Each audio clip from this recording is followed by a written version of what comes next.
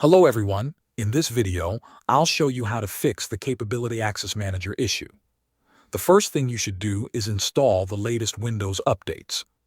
Open the Settings app, go to Windows Update, and click Check for updates.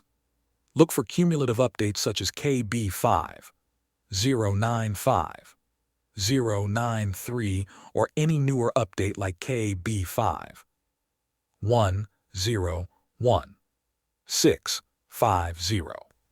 Microsoft has included a permanent fix in these updates that prevents the Capability Access Manager database from growing out of control and automatically cleans up the oversized database log file. If the update is available, download and install it. When the installation is finished, restart your computer. The restart is important. If you do not see these updates in Windows Update, you can install them manually. Open your web browser and go to the Microsoft Update Catalog website.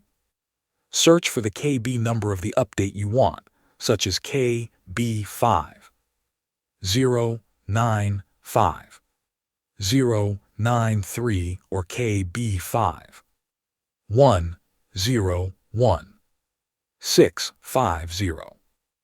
Download the version that matches your system, which is usually x64 for most modern PCs. After the download is complete, run the installer, finish the installation, and restart your computer once again. After your PC starts back up, Windows should have the permanent fix installed. Thanks for watching.